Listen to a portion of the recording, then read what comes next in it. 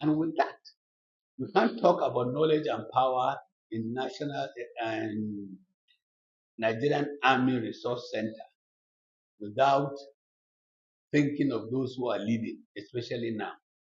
The last chair, chairman of the board of trustees, now the CDS, and then the current board chairman of the board of trustees is chief of army staff. And I'm proud to say that he's the fifth armored corps officer, the chief of army staff. So at least my corps has also come up with the chief of army staff. After 25 years or so, when the armored corps produced a chief of army staff. So representative of chief of army staff congratulate him and say, we from the armored corps, the arm of combat arm of decision, are welcoming him. So, but today, knowledge have become something very, very important. And I think that is what we are going to talk to, especially when you see what the American and national security strategy underscores that technology and innovation, data superiority, and human capital development are critical in anything that is safeguarding the interests of country, not only military. And then we will quickly look at how about what other people have done. Look at the Germans. What the Germans have done is that in collaborating and putting everything of their centralized way of how their intelligence function, they end up to find a system that gives them early warning so that they can have early detection of what is happening and so that they can prevent it earlier and look at also transnational threats. The Chinese on their own have also looked at the, the combination of various forms of power that translate into geopolitical infusion and through investment in digital infrastructure, especially cyber security and space technology. While we can also find that in the current war going on between Russia and Ukraine, which most of us never believed that that war will last for more than 1 week or 2 weeks, and it has become years upon years. How are the Ukrainians coping up? This is the question that we in this country need to ask. Do you then have to have all the technologies, or do you need to have the right friends, and then you have the right research and innovation that will make you do what can be countermeasures? For example, what they have done is they have used hand jam uh, equipment to really take away the advantage that the Russians have in electronic warfare over them. Then come back to our own continent, Africa, South Africa. South Africa have done so much. They have seen how they have collected information based on integrated research that they have had, an information system, and they have now put all this framework together, exercises economic and diplomatic power, particularly in countering cybercrime and also in policing of their own nation. And while other African countries are grappling to move forward because of their weak knowledge and weak infrastructure and fragmented intelligence system, low information literacy, and limited power projection capability to do much. However, the we in our country, I don't know how much we have done with the issue of knowledge, and technology. And with all the security challenges that we have we really realized that it is not only the military, which I'll talk a little bit more later, that has the key to it. We have to look at also the issue of power projection, institution efficiency, adequate technology investment, and then how much do we collaborate between our security and intelligence.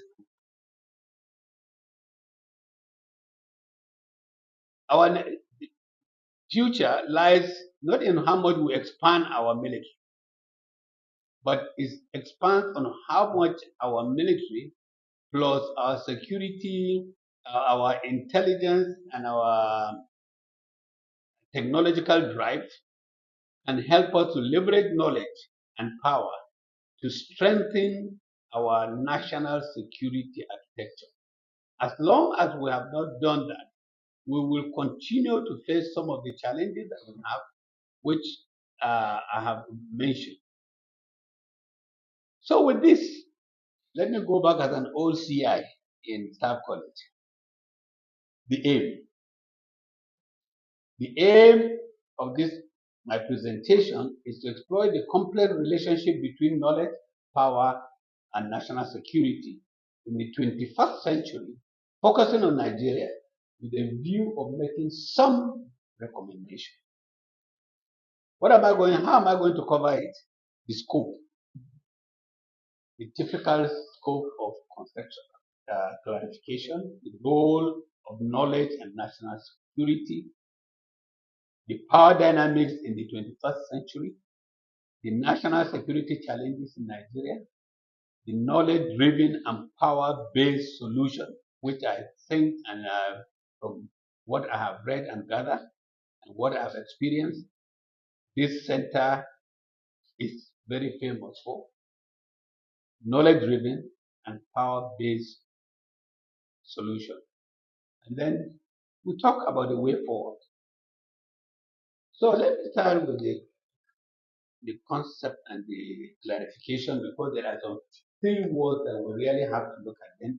A little briefly, I know that a lot of you know even much better than me, but since you are giving me your 45 minutes, I have to utilize. The first thing we'll talk about is knowledge, and then the next one is power, and then national security. So let's start with knowledge. It is very clear that knowledge is a long considered valuable in its own right. No wonder. I don't. They said Latin is a dead language. So if I don't pronounce this seniatia a potentia correctly, I know how to say it correctly in English. That how knowledge is power. So knowledge is power, and the good thing about it is that those who know more can act more effectively.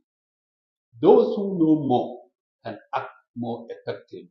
Those who don't know will not even know, even when you give them all that is required. So knowledge is power. And no wonder in our topic we are talking about knowledge, power, and national security. How much are we in this? And the ability to convert data into decision making. That is one of the challenges that I think we need. We have the data, we have what is the requirement, and then is it enough? Have we been able to cover even the knowledge and the data and everything we have to help us into um, having a strategic advantage that will enable us to prevent or will even give us the foresight.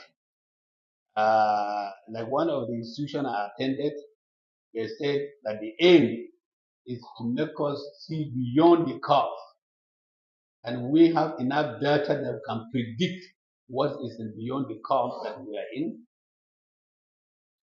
What we need to do is to utilize information and knowledge to achieve economic growth and national security.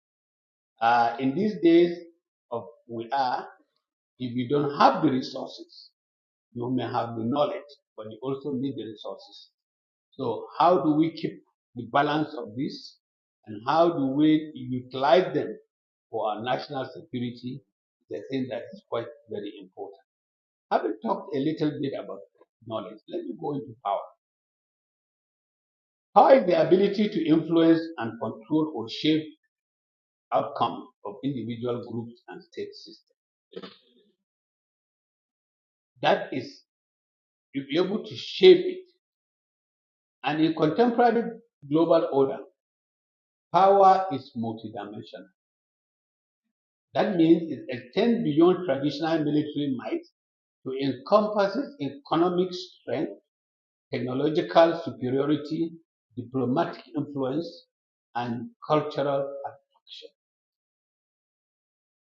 No wonder we have to understand, like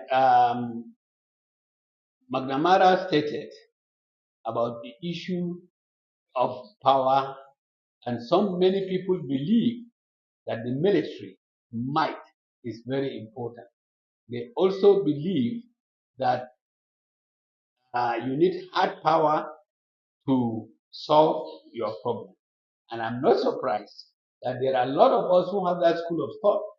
And that is why to fight Boko Haram and all our internal challenges, a lot of people believe that it must be purely hard power. But let's remember what Joseph Nyen said about the concept of soft power, which is very important. And that concept talks about the whole area where you can use influence to influence others and be a source of attraction rather than coaction and operating or even bribing people in one way or the other to acquire what you want. So power is very important, and the military power remains relevant, but must be complemented by economic resilience and technological innovation. Let's now move on to the issue of national security. National security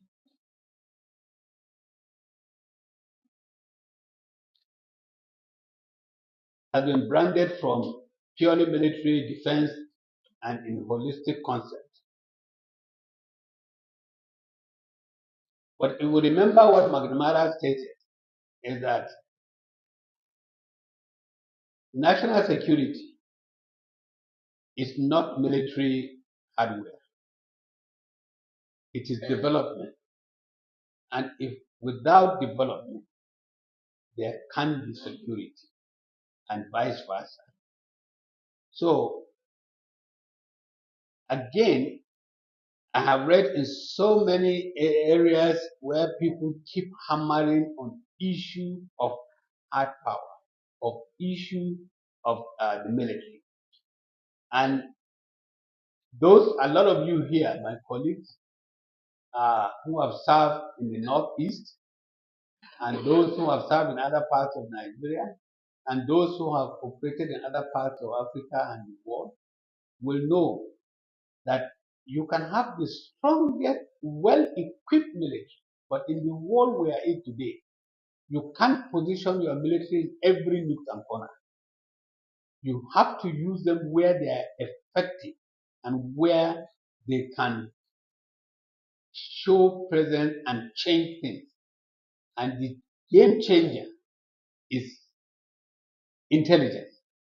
Or else you will go around chasing around, you will never hit the target. Into the condition of fear, the condition of fearing the unknown. So we have to, as a nation, look at some of these things. In Nigeria, we said in our definition of national security is defined as the requirement to maintain the survival of the nation state through a combination of economic, military, and military and technological power. But beyond that, what do we have? Beyond that is the definition. How much have we contributed?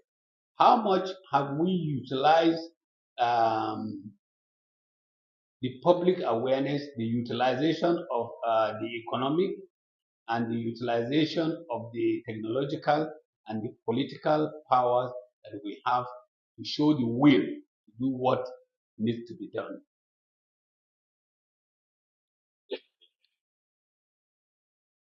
We have moved into the 21st century, and in the 21st century, the digital era, information warfare and propaganda have become powerful tools for destabilizing society. I have never seen how true this is go to a market square and just go and scream and say Boko Haram is here and you see what will happen. People will run helter because we have not been able to utilize the digital and the information that we have in our places. I don't know whether it is lack of political will or it is lack of the willpower by us that we have decided to allow to ourselves not to be part of the digital world. The intersection of knowledge and power with national security represents one of the most defining dynamics of the 21st century, and we cannot and we should not be left out of that. We know that our country is multifaceted. Securities, we have a lot of security challenges, but we urgently need to transform from reactive to proactive security approaches that integrate both knowledge capabilities and power projection. For other states that can generate, manage, and leverage knowledge effectively while they are wielding appropriate forms of power are better positioned to anticipate, mitigate, and respond to emerging threats. But because we allow ourselves to be swallowed by what we see as our challenges, we're not able to mitigate, we're not able to anticipate, and we find it extremely difficult to now find how to navigate ourselves into the emerging threats. Let's move on and look at the issue of the role of knowledge in national security.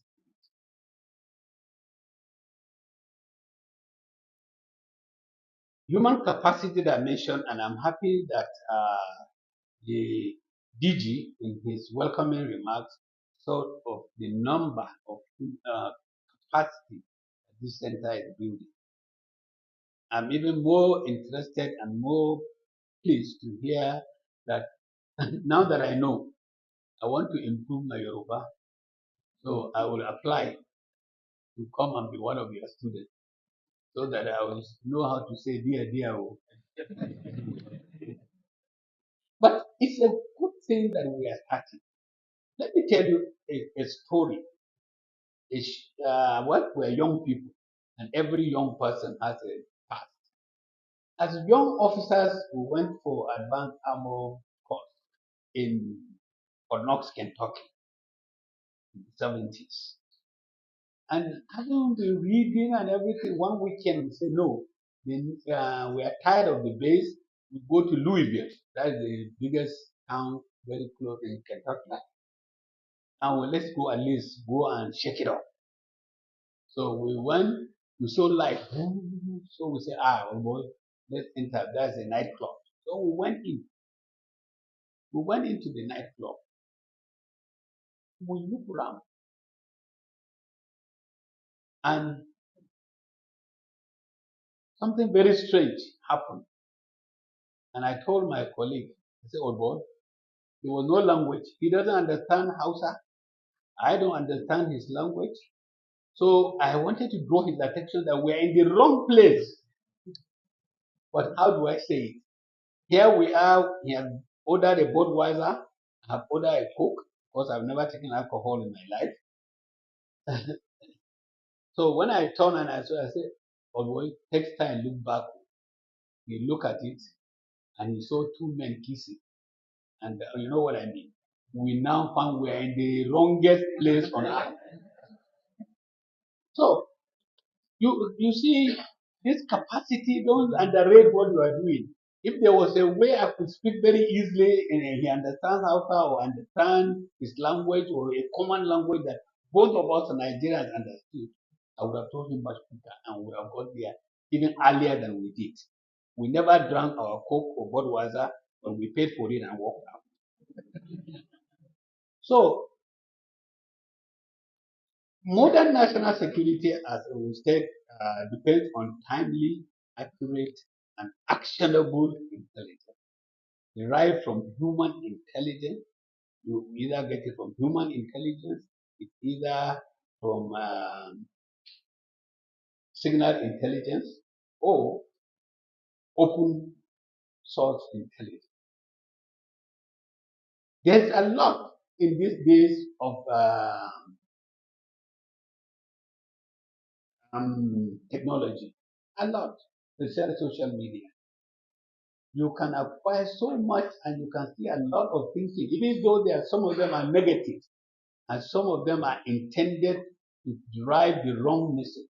But at least it offers you to know a variety of knowledge and then what you need to confirm and what you need to understand as you are going. So knowledge allows states to anticipate threat, dictate behavioral patterns, and disrupt potential attacks before they occur. An attack these days, as we have said in the digital world, is not attacking you with artillery, long range, or air force dropping bomb. You all know. We have just gone through a 12 days war where there were no boots on the ground between Israel and Iran. That is the world we are in today. That shows you the face of the type of war we are going to see. So the ability to convert raw information into operational knowledge, distinguish between proactive security system and reactive system. And I'm bold to say, like one clerk said, that since most of our countries, particularly Nigeria, react in the mode of reactive security instead of proactive security. Competitors, they imperatively demonstrate so many things by coordinating even state-sponsored attack and digital espionage. So this is the world we are living in. What do we do? However, we should know that security sector struggle within insufficient training, our own suffer between insufficient training, and even when you train, Japa has carried most of them away because we don't find a way of retaining our own. And then we have limited knowledge sharing institution whereby we share and whereby we also have after action review of what our institutions are doing and then what are the lessons that we have learned from the past and how do we now really translate these lessons into improving what we have in our own. These are the challenges that we will continue to serve. Institutional knowledge is important, and the institutional thing is now the backbone of strategic intelligence. We have to train people. We have to overcome our challenges of the human capital issue, and we have to understand that it is important that we disseminate information and make use of the larger society. The larger society is knowledgeable. The larger society understands things. But we don't have even issue to discuss about how much uh, cyber hygiene we are, and also the training. I ask myself, with the frequent issue of strike and the inadequate funding of universities and our research centers, and also with the challenges of infrastructural development that we are not up to, how are we going to make it in the 21st century onward that we are in? It's the most important thing I feel is not that we should be weeping over this or feel that we have challenges. The most important thing is, what do we do and when do we start it? And I think it is now that we should start it if we have not started. It is now that we should understand our challenges and don't underrate them. With that, I want to move on into the power dynamics in the 21st century. In the 21st century, power manifests through multiple instruments that operate independently of knowledge, but they are more effective when combined with knowledge and capabilities. Military remains fundamental. It provides deterrence. It also provides defense and force projection. However, military power alone is not sufficient. You have to, you have to go beyond that, because you need economic power that enables states to sustain military operation. Without a naira and kobo, there's no way you can sustain the operation. And then you also need to invest in security infrastructure.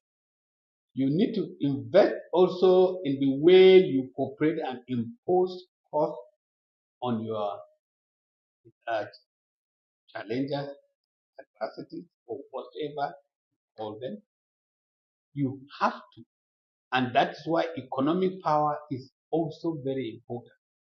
You also have to have the diplomatic power, because it facilitates alliances, building international cooperation and conflict resolution. Somebody said that if you want peace to reign, you need only one person to be in that place. The moment you have two people, conflict will start rearing itself. And when there are three people and above, you then have to start forming alliances, or else you can't make it alone. So there is no way without diplomatic power that Nigeria can achieve all that we want and we hope and pray to have. Then there is also the technological power.